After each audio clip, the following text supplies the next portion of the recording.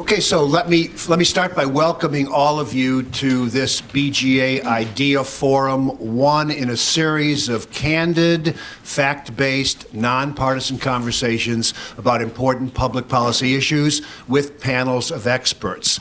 This is part of the BGA's commitment to civic engagement, which also includes our citizen watchdog training programs, our FOIA clinics, and our candid conversations with prominent public officials on important government issues.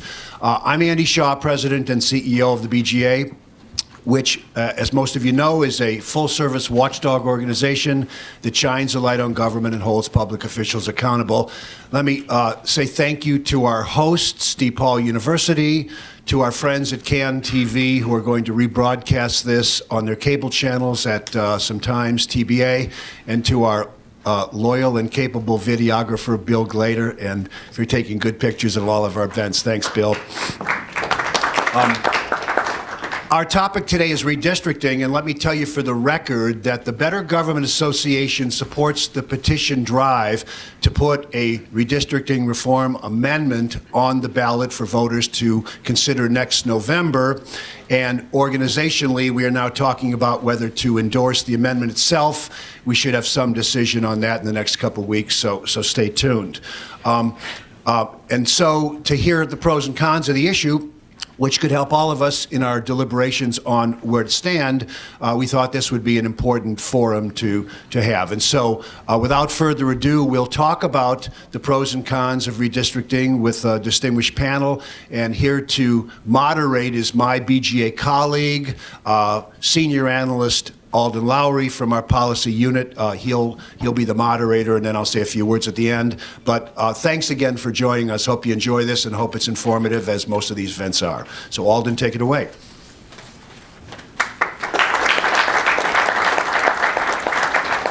Thanks so much, Andy, and thanks again to all of you for being here. It's a very good crowd. We have an esteemed panel. We were very excited about these four individuals for their knowledge on this issue, but also their experience and expertise in a variety of things related to redistricting and the political environment here in Illinois. So we're very excited about them, and I'll introduce them to you in just a moment. One of the things we wanted to do just very briefly is just give you a very quick rundown of the format and a very quick overview of how redistricting is done here currently, and then we'll introduce the panelists and we'll dive right in. So we are going to, as I just mentioned, first some pleasantries to get the panel introduced. We'll have about maybe 35 to 40 minutes of questions for them, and then we'll turn it over to the audience for 20 minutes or so of Q&A, and we will have a microphone that will try to get to you so that your questions can be heard very loud and clear for the recording and for the rest of the audience. Redistricting in Illinois is defined through the Illinois Constitution as it was redone in 1970. Article 4, Section 3 lays out legislative redistricting, and please jump in if I miss something here. But it's a very basic outline in the Constitution. Essentially, the legislature is responsible for producing a map. If the legislature is not able to do that by a certain point, a commission of 8 members is selected, and if I'm correct, the 4 legislative leaders each pick 2 people for that 8-member commission. One. That's for the. That's for the proposed amendment, right? But as it states in the Constitution, right? Ready to go. If the legislature can't come up with a map, the legislative leaders each select 2 members to an 8-member commission. One of those 2 members is supposed to be a member of the legislature, and then one is supposed to be someone who is not a member of the legislature. If those 8 people can't get 5 votes on a map, then the Supreme Court essentially picks one of 2 names that are provided by each of the opposing parties out of a hat, and that 9th commissioner essentially is the tiebreaker. And how often have we actually done that? 3 of the last 4 times. 3 of the last 4 times. And it's an imitation Lincoln hat for, color commentary. So that's the process as it works today. There have been attempts to change that process. Most recently, in 2010, the League of Women Voters of Illinois tried a fair map campaign, they called it. They fell just short of the nearly 300,000 signatures that they needed to get that on the ballot. As many of you may be aware, last year, Yes for Independent Maps came close, 500,000 signatures. A lot of problems with those signatures, as the Illinois State Board of Elections discovered, but it was ultimately felled by a court decision from Cook County Circuit Court Judge Mary Mikva, and that brings us to today. The current independent map amendment effort got an earlier start on their petitions and has used the Mikva decision to try to clean up the language so they can pass constitutional muster, and we'll talk about all of that a little more as we get into it. So here to discuss this with us today are, like I said, four very esteemed folks for their civic and public responsibilities. And I'll start from my immediate left with Cindi Canary, Executive Director of the Independent Map Amendment Campaign, who also serves as an advisor to the Committee for Economic Development's Democratic Institutions Program. Cindi is a household name in the good government circles here in Chicago and Illinois, previously serving as the Executive Director of the Illinois Campaign for Political Reform for 14 years. And she was also chair of Chicago Mayor Rahm Emanuel's Task Force on Ethics. Immediately to Cindy's left is John T. Hooker, Chairman of the People's Map. He is also a retired ComEc Executive VP of Legislative and External Affairs, and is currently serving as the chairperson of the Chicago Housing Authority Board of Directors, an appointment made by Chicago Mayor Rahm Emanuel earlier this year. We got our Emanuel theme running in all of our panelists here today. But Hooker has also been very involved in civic duties. He serves on the board of directors of a number of institutions, the Chicago State University Foundation, the Safer Foundation, and the African American Legacy Initiative, just to name a few. To Mr. Hooker's left is Lori Lightfoot, a partner at the law firm Mayer Brown, who was recently appointed by Chicago Mayor Rahm Emanuel as the chairperson of the Chicago Police Board. Lori previously has served as an assistant U.S. attorney, general counsel, and chief of staff at the Chicago Office of Emergency Management, and chief administrator of the Office of Professional Standards, which was the precursor to what we know today as IPRA. Lori is also a former board member of the Better Government Association's Board of Directors. And finally, we have Michael Kasper, who serves as general counsel and treasurer of the Democratic Party of Illinois. And Kasper is a household name with regard to election law here in Illinois, but is regarded as one of the most prominent election law attorneys in the country, and has served as general counsel to House Speaker Mike Madigan. He helped Chicago Mayor Rahm Emanuel defend a petition challenge toward his residency prior to his first term. And he has also helped successfully successfully help the state's congressional and state legislative redistricting plans fight off challenges in 2011, I believe. So that's Michael Kasper. So please, if you give our panelists a hand.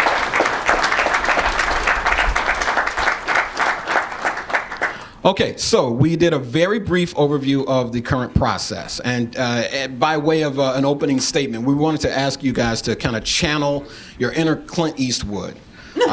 No profanity, though, please, or gunplay. But we want you to give us the good, the bad, and the ugly of the current process. And if you could, too, prior to your assessment, if you could just give us just a very brief background about the organization that you're representing here today. So, Cindi, we'll start with you. Thank you. I don't think I have an inner Clint Eastwood, but I'll try. I'm the director, the executive director of Independent Maps, and that is the organization that is leading the effort to put an initiative on the ballot in November of 2016 to move Illinois to the redistricting process to an independent commission. I think that the really quick overview that we got of redistricting tells us a lot. It's a kind of crazy system we use in this state. We're the only state in the union that uses this kind of tiebreaker. And we've got a history of having a hard time with redistricting. So hard that between 1904 and 1955, we didn't even bother to do it. Right now, what we have as a system, at least 3 out of the 4 last times, not the last time, but who knows about the next time, is we have gone to a random draw, a tiebreaker. And after that random draw, depending on who draws the name, whether it's the Republicans or the Democrats, then it is a partisan process. So we get a partisan process, but we as citizens aren't directing, nor actually are the parties, who is going to be pulled out of that hat. So there is a lot of instability, there is a lot of uncertainty, and it is a process that I don't think is fundamentally rooted in representation. Thank you, Mr. Hooker. Thank you. And thank you, Cindi. Cindi spoke on one phase of the mapping redistricting process. There are many phases of it. And I understand where the independent map is coming from. It's almost like redistricting is like apple pie and motherhood. Everybody ought to have one. Where I come on the other side, and I'm a loyal opposition to the process that they're asking for, is because I believe that if we follow the independent map process, and if you take a step back and go to independent map used to be called the fair map. And the fair map was run by, and it was not nonpartisan, it was partisan. It was mostly the Republicans wanted to take over the mapping process from the Democrats that have it now. I personally am okay with whichever party does it. I've been there in the Springfield system when in 1995, when Jim Eggert, Pate Phillips, and Lee Daniels was there, they controlled the mapping process. It was run by Republicans. I was there. Cindi agrees with that. Subsequently, now that, and it was designed to say that whatever the reigning party in Springfield is the party that would kind of operate and manage the map. I believe that the independent map, if it continues to go the way it's going, have undue consequences to the black and brown community. Minority communities, I believe, will suffer from that process. And we can go into that a little deeper as we continue to move forward. So when I got involved in it, it was primarily to say, I want to make sure a couple of things stay intact. And that is, the democratic process of the selection process is more democratic than not a Democrat for Democrats. It's democratic in its selection process. It could be the Republicans, it could be bipartisan. I have no problem with that. But what I do have a problem with is the way we ended up with it today is if we go with the independent map, who's accountable? Now today, elected officials are accountable. You can say they're no good, whatever, but then you can vote them out. I don't see where the independent map shows us accountability for those that are drawing the map after it's all done, said and done. Mr. Hooker, if I could cut you off there, I thought you were getting into some deeper stuff. We'll come back to you on that once we get the. It was eloquent. It was lovely, absolutely lovely. But he was just getting warmed up. We want to save some of the good stuff for a little later on. Well, if I do nothing else, I'd like to leave it that the reason I'm really here is because I really do firmly believe that there are unintended consequences if the independent map take its toll to black and brown community. Thank you so much. Lori, please. So let me pick up on that last point. With all due respect to Mr. Hooker, whenever you hear somebody talking about unintended consequences, and what I'll pejoratively call fear-mongering, ask them for facts. If you actually look at, and we'll get into the specifics here, but if you actually look at the language of the amendment, the process that we propose, there are a multitude of safeguards that are built into this process to exactly safeguard the minority communities in this state, in this county, in this city. And we can get into the specifics when we come to that. I don't want to usurp Alden's role here. But let me tell you a little bit about why I'm involved in this process as counsel for independent maps. Back in 1990, when I was a baby lawyer, I got asked to participate in what was the first round of my life in living out with redistricting, which is on the congressional map side. that process that my firm helped lead, that ended up in a successful court challenge on our side, created the first, and sadly still, the only Latino majority congressional district in this state. And at that time, if you look back at the history, many of the forces that are opposed to the independent map process were opposed to the creation of a majority Latino district at that time. That was my first indoctrination into Chicago politics, because I was new to the state 30 years ago, coming out of law school, but it taught me a lot. That process was incredibly eye-opening to me. And it's amazing to me that we're even having a debate about the prospect of returning power to the people of this state to control the way in which legislative districts are drawn, what can't be understated as one of the most fundamental and important rights that we have as citizens. So the fact that there's even a discussion and a debate about that really speaks volumes about, in my view, the sorry state of affairs in this state. And if we can go into a lot of specifics about it, but if anybody is going to be up here and tell you that the best process is allowing the state legislators to have sole control and responsibility over this most fundamental right, given what's going on and detailed every single day about the lack of dysfunction, accountability in Springfield, I have to say with due respect, it's absolutely appalling to me and it's fundamentally against what we should be about as people who are proud citizens of this state. Thank you, Lori. Mike? Wow. That'll be a tough act to follow, I suppose, huh? Except for the fact that it's, with all due respect, it's not right. Right? Power to the people?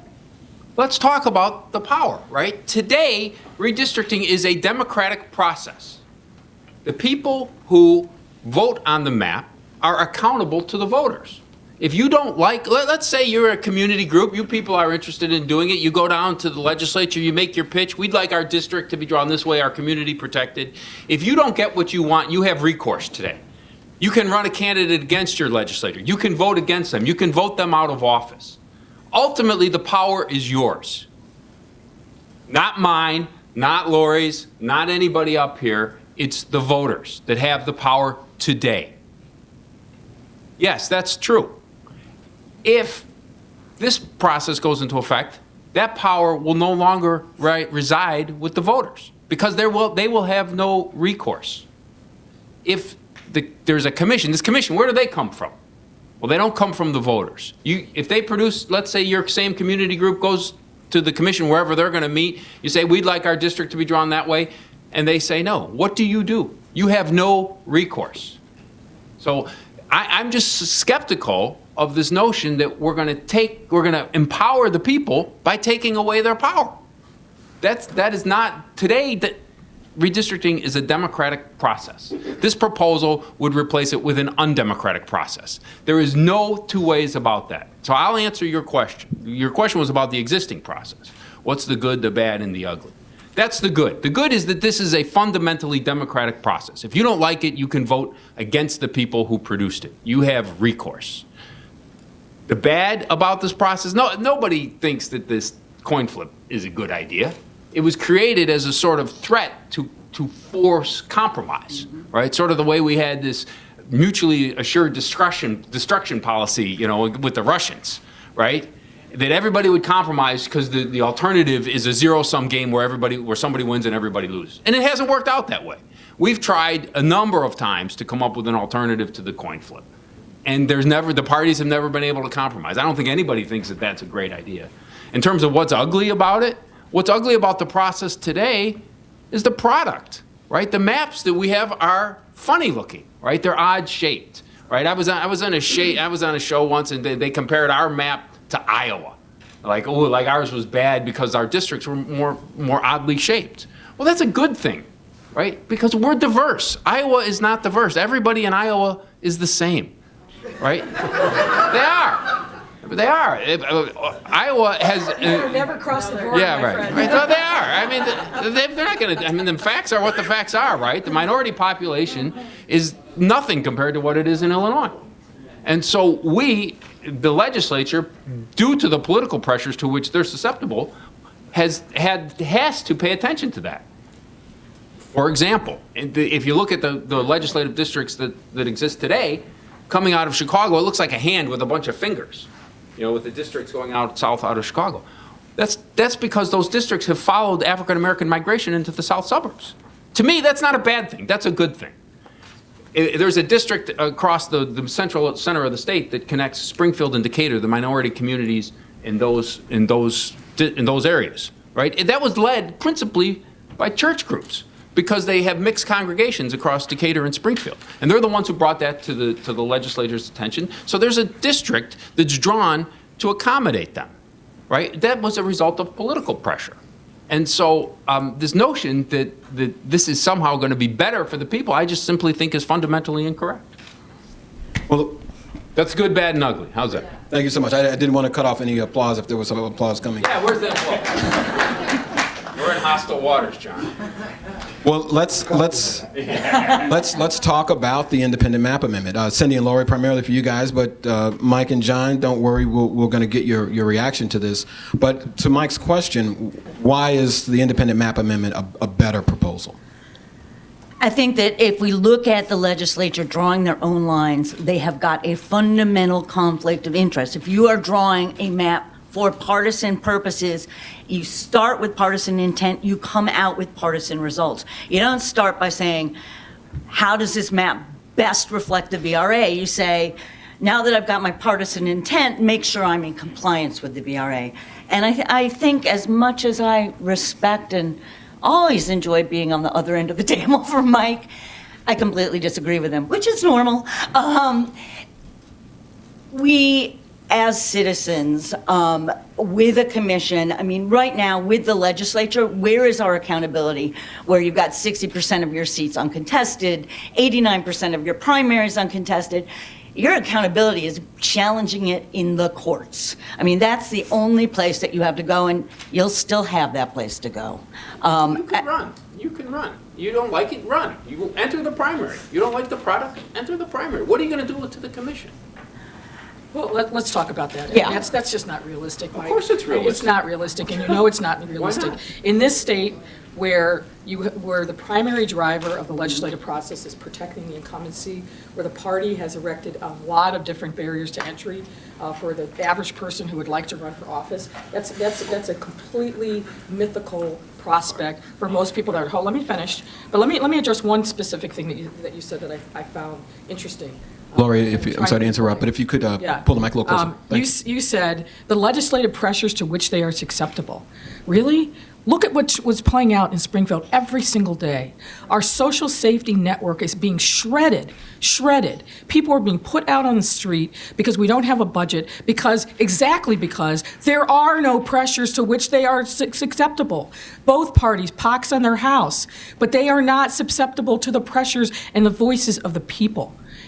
On fundamental issues of fairness, criminal justice, giving municipalities funding that they need to do their 911 system, mental health. I could go on and on and on. We all know what those issues are. They are not acceptable. And this process, as painful as it is, hopefully it is a wake-up call for the citizens of the state to say, we have to figure out a way to take back power. And the independent map amendment does exactly that in a small way, but I think a very fundamentally important way. And let me talk about, because the issue was put on the table, and I want to address it again dead on. This notion that somehow returning the power to the people will result in unintended consequences to communities of color is a complete red herring. And let me tell you multiple ways in which that's so. If you actually look at the language of the proposed amendment, one of the first things that's said in Section A is that the legislative districting plan shall comply with federal law. There are a multitude of federal laws that require the protection of communities of color, require... Let me interrupt you a little bit, Lori, because you continue... No, let me finish, John. You need to stop please, there. let me finish. You came at me twice with it, so Let me finish. Let me just finish. I need to finish. This looks a lot like Clint Eastwood. Let me finish and lay out the facts, and then you can respond to the facts, okay? Go ahead. Let me lay out the Go ahead. facts. Go ahead. You set the table for it. Let me address it. Come on. Here's the facts. First and foremost, must comply with federal law. That is the number one safeguard that is going to be protecting communities of color. In the redistricting plan shall not dilute or diminish the ability of a racial or language minority community to elect the candidates of its choice. Safeguard number 2, and there are other points in here that I could address. But the notion that somehow this is unthoughtful, that there are going to be unintended consequences that nobody with a brain on our side of the table has thought through, and doesn't care about. And fundamentally, if we don't do that, if the independent map process adversely affects people of color, there's going to be a bunch of lawyers, my friend Mr. Kasper and others, who are going to challenge that map, and it will never see the light of day. There are many, many safeguards and levels of accountability that will ensure that people of color actually get their due under these maps. And let me talk for one more second, then I will yield the floor. I will, but let me address one more issue. The fact is that the minority population, particularly the Latino population, grew exponentially with the last census. But what happened with the legislative districts? Was there a follow-on in the increase in legislative districts that were majority Latino? We all know what the answer to that was. The answer is no. And why is that? Because the power is held by a small few who mete it out like crumbs on the table to the poor. We don't have a process that works. We don't have a democratic process that is fair. There's other statistics that I could point out, but the facts really speak for themselves. Let me get in now. Now it's my time. Here, first of all, look, get the applauses out so I can get in. Number one, I am a part of the People's Map, which is the loyal opposition to the independent map. Now, the independent map started long before it was called the independent map. It was called the fair map. And this, what Lori's reading today, was not a part of what the fair map was until they ran up against what I was saying, those unintended consequences. That was a recent change. However, even with that recent change in verbiage, the independent map does not include the congressional districts and whatnot. They're only targeting the legislative districts. Am I right or not, Lori? And that's because, All right, so let me the state commission, it under is. the Supreme Court laws, can't draw congressional districts. No. Yes, they can. No, they cannot, John. No. Mike? Ladies and gentlemen, come on. Hold on. I don't want to argue. I just asked for a yes or no. I got it. It was no. They do not include the congressional map districts, and I understand why. Because they would have to open up a bit more. So, yes, what Lori is reading now, that wasn't part of it. I say, I would love this to continue to be nonpartisan.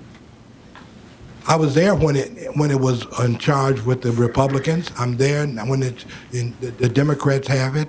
So I'm okay. I was okay. And then I had a reporter ask me, so really, John, what you're really saying is, you want the Democrats. That's not true. I don't care if the Republicans or the Democrat has it. But I will tell you this. If you're telling me that you can't get fairness out of what we call a blue state, Illinois is supposed to be a blue state, we got a red governor. Have you talked about But let me finish. America, I'm your map? What I'm saying is we got a red governor in a blue state. So that takes a lot of that notion out that this has got to be where we're going. So last but not least, what I'm also saying with the map, and I was talking about accountability, I will still hold fast to that because this czar is going to create, he's going to come in, and we're going to have 11 members on this map process. we can have 11 members, and 4 of them are going to be selected by the leaders in each chamber in the General Assembly. And the General Assembly will pick this czar, and we're going to get letters from around the state to say, I want to be a part of the mapping process. I know I've been a part of Illinois. I've been born, raised in Chicago all my life, traveled a bit, but always lived here.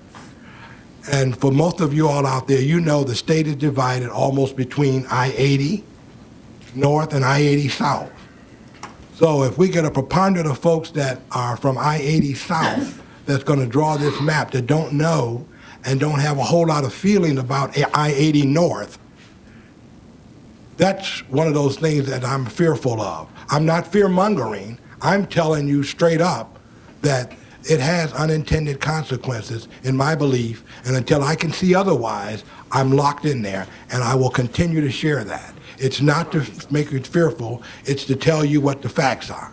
Just to try to move the conversation along, Mike, did you have anything? I was going to let Cindi talk. Okay. Oh, you're so nice. John, I wanted to respond to that. First of all, the independent map is a completely different entity than the fair map. It's a different board of directors. It's a different corporate entity. It is a different initiative. Money. Where's the money coming from? The money is coming. The money came from the fair map. It's coming from the independent map. The money is a lot broader and a lot more. I think the fair map wishes they had the breadth of money that we've gotten. I do. I agree. From all around the state, from small donors. Now, as well as large. The average donor is $25,000 and up. And that's big money. I'm okay with that. We have gotten big money. We also have gotten a lot of small money, and sadly, this is going to cost a lot of money.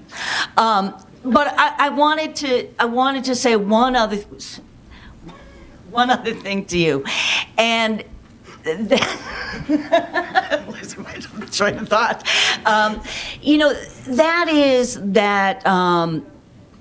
If this initiative passes, and I hope it does, I believe very strongly that it is the kind of change Illinois needs. But I believe if it passes, it's going to require all of us working to make it pass the right way. And, just talking to what you were speaking about the people applying for the commission. If you look to California, which has a similar system, they got 30,000 applications. The first day out, they got 600 applications, but it was community groups, community leaders, making sure that it wasn't just the guys from Sacramento applying. And so I think if it goes forward, despite our disagreements today, I hope that we'll work to make it really work for Illinois. Go ahead, Mike. Okay. First of all, I'll talk a little bit about what Lori said, and then what about Cindi said. This notion that we're going to comply with federal law, like that's a big concession, right? Of course you have to comply with federal law. The problem is that's a floor, not a ceiling. The district that I described that joins Decatur and Springfield, that's not required by federal law. There's no law that says you have to do that. The Illinois legislature did that because it was the right thing to do, right? And so saying, well, we're not going to violate the law, well, boy, I hope not. Right? That should be a given. You shouldn't the fact that you even have to write that sentence should raise some criticism, right? Oh, we're going to comply with federal law. Hooray for us, right? But this is about empowering and in helping to achieve a ceiling, not a floor. And that's what the districting process does today. And the reason for that, so the question is, well, why? Why is it that way today? Because of these federal laws, you are insured by federal law of minority participation in the map-making process. Today, there is a significant amount of African American and Latino legislators in Springfield who have to participate because all the legislators participate. If we drew a map that eliminated those, that would violate federal law. That would violate the Voting Rights Act. So we are insured of having minority participation at the table in drawing the map. And the political pressures I was talking about was just that. The Democrats cannot pass a map. Can you stay away from racial comments like minorities? That's a racist. Oh, I'm sorry. I don't know. I don't believe that's right. African Americans and Latinos. How's that? That's a fact. That's a fact. Minority. We're getting off the rails. I'll say African Americans and Latinos. Is that better? That's fine. I think Go on. It's a fairly common parlance in the Voting Rights Act. I think most people would disagree with you. About Mike, it's right, so panelists, it's anyway. okay. If you could wrap up quickly, we'll just get some all more right. questions here. All right. So anyway, the shortcoming in this commission system is that there is no guarantee of minority participation at the table, right? This map could be drawn by a group that has zero minority participation. Zero. So there is no legal requirement for participation in this map drawing. And so this notion, well, don't worry, we'll take care of that, we will look out for it, is, in my opinion, paternalistic. And I think that these communities who have elected these elected officials can fight for themselves, and Mike, they ought to be able to do it. Is just pushing back a little bit, is there anything about the current process that provides the guarantee that you're talking about? Sure. Like I said, I forget what the numbers are. There's roughly 16 African Americans in the Illinois House of Representatives today, I think is the number. And how many Latinos? 4 or 5? And if you drew a map that eliminated those districts, that would violate the Voting Rights Act. But that would be the same under an independent commission. No. So what I'm saying is that because of that today, you are guaranteed that there will be African American legislators and Latino legislators at the table drawing the map. That is absent from this proposal. Can I address that? Sure, Laura. Again, let's talk about what actually happens. Last time around, what happened? Because it's out there in the public. You can see the emails. You can see the discourse going back and forth.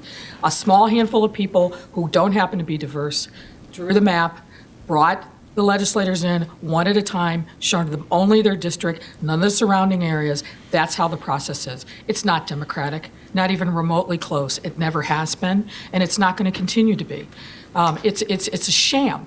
And it's a shame that it's a sham, but the fact of the matter is it's a sham. If we had a process that was truly democratic, where people of color actually got a seat at the table and got to think about the whole map and not just their tiny little piece of action, then I would agree with Mike. We wouldn't need this fix. But the reality of Springfield and the reality of how maps are drawn and what the process is that there is no democratic process. And let's talk also what happened with the legislative map the last time around, both the congressional map and the state and Senate maps.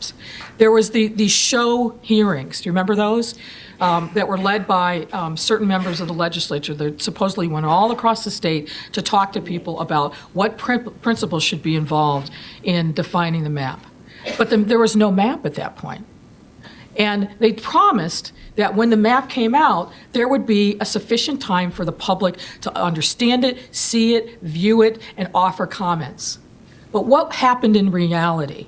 The reality is the map went out about, I'll say, at noon one day. An hour or so later, it was presented to the one house of the General Assembly. It was voted out, and hours later, it went to the other chamber, voted out, and then it was signed by the governor. There was no real meaningful input by any of the people that are in this room or across the state that actually cared about the redistricting process. That's what happens now, and that's what will happen again if we don't grab hold of this process and fix it.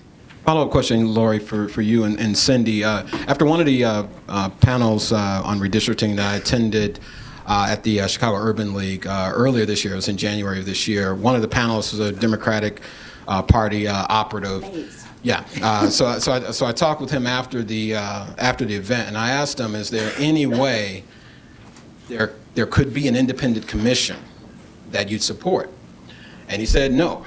And I asked him why, and he gave a couple of reasons. One, and he didn't speak to the accountability point that Mike, you and John have been making, but he said African American communities are and have been largely, supportive of the Democratic Party because they felt that the Democratic Party has been supportive of African American communities. And his thing was, as we think about this, we have to say, okay, who's going to draw a map that is going to be in the best interest of African Americans? And there's much more confidence that a map that is controlled by the Democratic Party, a process controlled by the Democratic Party, will do that. And so therefore, we are supportive, or him speaking, supportive for that reason. Now, Victor Reyes had another Redistricting Forum that was held at Blue 1647 said something a little different, but along the same lines. He said, hey, look, if I was in Texas, I would be all for redistricting reform because the Republicans are in control of the map there in Texas. They're not looking out for Latinos' interests. We believe the Democratic Party has been looking out for Latinos' interests, and so therefore he was saying that he was supportive of keeping the status quo. And I think a lot of this is based on a numbers game. This is what May's talked about. It's a numbers game. So we have a certain number, and this is very particular to the last remap, because African Americans, the numbers of African Americans, particularly in the city of Chicago, fell quite a bit, fell to some degree in Cook County, and so there was or could have been a very strong argument made to diminish the number of African American districts. Which did not happen. And Mays' point was the Democratic Party held the line, and so thinking about it in those terms, what would you respond to people who are, clearly thinking about the interest of their particular group and say the party has been on our side, and so that's why we have our faith in the party, more so than an independent group, of which, quite frankly, they didn't feel like they had much input or involvement in, and so on and so forth. Yeah, and I was at some of those presentations and have heard those arguments. I think, first of all, you have to go back to the process. And if in 2021 we go back to a random draw, a tiebreaker, it's a 50-50 shot that you will get the Republicans drawing a map. That's just what a tiebreaker is. So I don't think that there is any guarantee in a state that's got a blue state with a red governor, as you put it, that... That's true, though, am I right? Yes, okay. You are right. A blue state with a red governor, and it's working really well. Oh, it's working terrific. That's something I think we can all agree on. But I think that, given that mix, you could very well go back to a draw, which would put the pen in the hands of the Republicans, which someone like Mays Jackson or Victor would not be happy with. The other thing to remember is that first and foremost, redistricting is a numbers game. It comes out of the census. So it is about having everybody counted, all communities counted, but also looking at how populations shift and how people move around the state. And that's the point from which you start your map. Just briefly, I think the premise of your question is really, should we have a process that's driven by, first and foremost, protecting incumbents, or should we not? Because that's what we have. I would say that's not the premise of the question. But given what your speakers are saying, the people that you're referencing, that's fundamentally what the issue is. And the second part of that is politicians have been getting people to vote against their best interests since the beginning of our republic. The poor, the disenfranchised, people that don't have access to information or resources, they're masters at it. And a lot of what you're hearing in opposition to the independent maps is a continuation of that long, tried, tested, true narrative to get people to feel like even how awful the current state of affairs is, they're better off because, God forbid, what might be coming around the horizon. So we've seen that narrative played out in lots of different ways. And frankly, as a person of color, it's been used against us forever to suppress us, to keep us down, and not allow us, frankly, to have a greater share of the fruits of our labors and our rightful place at the table. So I'm always very skeptical when I hear that argument because it's used and manipulated in lots of different ways. But a process that favors incumbents does have all sorts of, I won't say unintended, intended consequences, most of which aren't good. And I don't want to hijack the conversation, but we can talk a lot about what those consequences are. And they override, frankly, in many instances, things that I think are helpful that would protect minority communities, communities of interest, other tried and true and supported redistricting principles that have been supported in the case law. They get thrown out the window when what we do is focus exclusively, as we do in this state, on protecting incumbency. Follow-up for you, Mike, and Lori mentioned the point, but the Latino Policy Forum, I think at one point was kind of philosophically in agreement with Victor Reyes and Mace Jackson, as I mentioned earlier. Sylvia Puente, their executive director, their organization has thrown its support behind the independent map amendment. And the thing that she said is that the primary reason why is because in the last remap, they didn't believe that the party actually did kind of answer the call and provide Latino community with a number of districts that they thought their numbers warranted. And just curious on your response to that.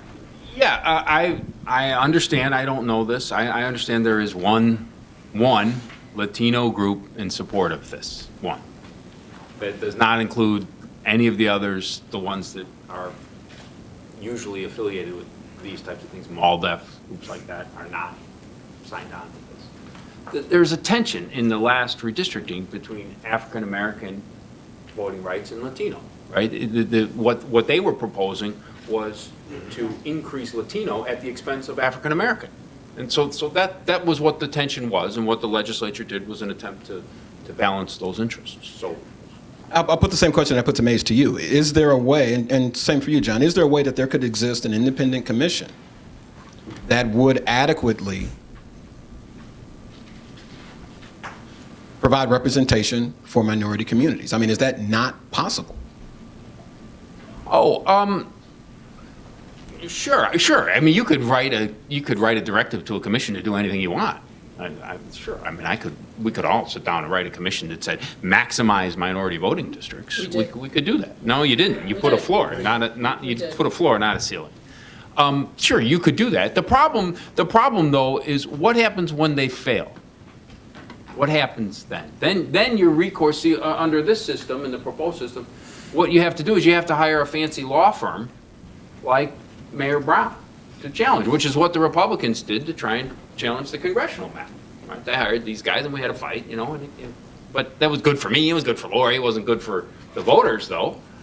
And under the system today, you can do that if you're unhappy with the product, but you also have a political recourse. And so you have two chances now, and you go down to one. You have two avenues of recourse, and you take it down to one. And so Lori's suggestion is, well, what we're going to do is the recourse that you have today is illusory, or it's not sufficient, right? So sort of a less than perfect recourse, political recourse. So the solution is to eliminate it? That doesn't seem to make a lot of sense to me. Why don't we improve it rather than eliminate it, right? She's saying that the voters don't have enough recourse today. So the solution is to take away any recourse that they do have? That doesn't seem to make a lot of sense. So what's the Democratic Party's or the Republican Party's answer? I don't speak for the Democratic Party. I'm not an official. I'm not an official. We'll move on to it. Let me just respond. Quickly, John. Go ahead. Thank you. And I know Mays, and I know Mays Jackson. I also know Victor Reyes. I know the group that they work with and where they come from and where they're going. I have said in our meetings with the People's Map that I've been here when the Republicans were in charge of the mapping process. I've been here when the Democrats was in charge of it. I've seen it work under both parties. So I'm not here trying to talk about the Democratic Party or the Republican Party. I believe that the process in place, can it be better? Yes. Should it and could we augment it to that degree? Yes. I agree with Mike. We don't throw this out and put that in that has less accountability, in my opinion. And I do agree with Mike with the verbiage that they put in versus the fair map, because they changed it after they lost. I accept that. And that's smart. They hired Mayor Brown, and they're doing a good job. I accept that. What I also accept is that at this point in time, we don't need to throw the baby out with the wash. We can fix this if that's what they really want. But they don't want that. They want to come up with a whole new process and make what I call brown and black folks deal with the floor and not the ceiling. And that's the verbiage that they put in their language. We'll move on. I'm sorry, Cindi, just catch up, just to keep the conversation going. Mike, you pointed out earlier that the ugly of the current process is that the maps look just Totally crazy. And you said that a part of that I wouldn't go so far as to say I said totally crazy. Don't quote me as saying totally crazy. You did say the ugly of the process was the product, right? I was answering your question. Yes. I'm not trying to disparage you anyway. I'm just wanted to get to that point. One of the things with those maps, when people look at that, when they look at the map, they don't see a map that has compact, contiguous districts by and large. And that's one of the things that the independent map amendment folks say they want to improve upon with this new process. I just want you to just talk a little bit more all right, let's talk about compactness. All right, compactness is this notion that districts ought to look like little boxes, okay? The criticism is that compared to states like Iowa, ours are not boxes. They're funny looking, right? They look like spiders or whatever you want to call them. What would the effect of that be in our community? Right? Everybody lives in Chicago area around here, right? What would that be? We live in an area where if you change the districts into boxes, what that's going to do is have the effect of packing African American and Latino voters into a smaller number of districts, because it's not going to be able to follow, like I said, that migratory trend from the south side of Chicago. We lost 200,000 African Americans on the south side of Chicago between 2000 and 2010, according to the census. Well, where'd they go? They went principally to the south suburbs. So the legislative districts follow that migration without a diminishment of the total number of districts that are African American majority. If you turn them into boxes for the sake of compactness, then the only result of that is that it's fewer African American majority districts, because there's fewer people within that geography. So I think that's I definitely think that's putting form over substance. I think that's ludicrous. There's nothing in this that says we will have boxes. And it's impossible to have boxes. Iowa's kind of shaped like a rectangle. We're shaped like a crazy state. So first of all, it's not going to be a grid. And the parameters of this initiative put some priorities on. It could be. No, it could not. Why does it say it can't be a grid? The commission could draw a grid. No, they could not. They would be in violation of the Voting Rights Act. They would be in violation of the Voting Rights Act. That's why it's not going to happen. But the amendment language does, correct me if I'm wrong here, but it does speak to wanting to try to preserve kind of existing political boundaries. Why is that important? Mike and John, I'd like to hear your rebuttal. It gets to what John was saying, actually, that we do have pretty different parts of the state, up here and then down south of I-80. And what you might need to do in your map making in the metropolitan populated and very diverse area is different than what you might do in Galesburg. I agree. And that's what this is trying to get at. Why communities of interest matter is because people are voting for their elected officials. They want people who understand who they are, where they come from. And Mike is right that, in trying to follow the realities of communities, sometimes you're going to get districts that look a little goofy. Every map in the country, if you looked at it, is going to have something like that for that very same reason. But you definitely want to think about ways in which you can have concentrations of communities of interest, geography, so that the people in those districts actually have a legislator who is somebody drawn from their area that understands their issues and doesn't have to start with a blank slate and trying to educate him or herself about what the community's concerns and causes are. That's the reason. We want to hit a couple of real quick points before we open it up to the audience here. Cindi, how is the process going right now in terms of signature collections? The process in terms of signature collections is we need to get 8% valid signatures of the number of people that voted for the governor last time around, which is 290,000 and change. We have got about 430-some thousand right now. We're shooting for about 600,000. We are validating those as we go along, and we are trying to collect them from every corner of the state. Lori, why will this amendment survive a constitutional challenge? I think it'll survive a constitutional challenge for a number of reasons. First of all, John talked a lot about the FAIR map, but really where this concept originates is from the 1970 Constitutional Convention. Those delegates to the convention understood that in this state there might be a process by which we would need to have citizens put an initiative on the ballot because legislators couldn't get out of their own way and would put their own self-interest ahead of the people. So we have an amendment that really follows what the Constitutional Convention members intended, and it's there in the delegates' transcripts. Number two, I think it will pass constitutional muster. As Mike and I know, because we were there fighting the fight, we got an opinion last year from Judge Mikva, a very good, smart judge, who gave us a very good roadmap of what we needed to do to make changes in the amendment to pass constitutional muster. We followed those directions in that opinion. Now, it doesn't have binding authority, but I think Judge Mikva is a very smart and well-respected judge, and she gave us very key things that we needed to do to tweak the last amendment and make sure that it passed constitutional muster. The truth is that we're still in a little bit of uncharted waters, but with the precedent that's out there, the guidance that we got from Judge Mikva, we feel very, very confident that this amendment does what it needs to do, but frankly doesn't do a lot of things that were unnecessary and surplusage that my friend Mike will pick apart when we get to that point, because I'm confident that we're going to blow past the 600,000, get the signatures that we need. The Board of Elections is going to certify it, and then we'll be fighting next summer about the amendment. But we are very, very confident in the process that we engaged in and also the content of our amendment. Great segue. Mike, will there be a challenge?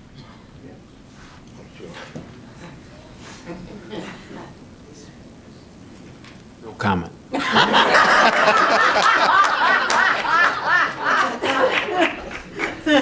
I think that's a good cue here for us to close it down. Let's keep talking about this, all right? Thank you so much. A hand for our panelists. And Andy's going to close us out. Yeah, just let me thank all four panelists. Let me thank all of you who filled a room on a topic that obviously some people consider like watching paint dry. This is the encouraging thing. You're folks that actually care about civic engagement.